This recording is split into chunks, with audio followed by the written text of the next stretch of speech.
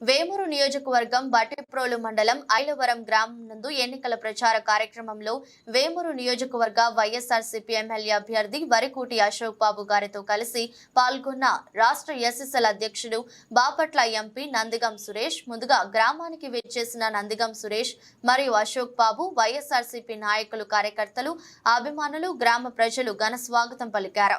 అనంతరం గ్రామంలో గడప గడపకు వెళ్లి ప్రతి ఒక్కరికి అభివాదం చేస్తూ ముందుకు కదిలారు. గ్రామంలోని ఎస్సీ కాలనీ నందు చర్చిలో ప్రత్యేక ప్రార్థనల్లో పాల్గొన్నారు.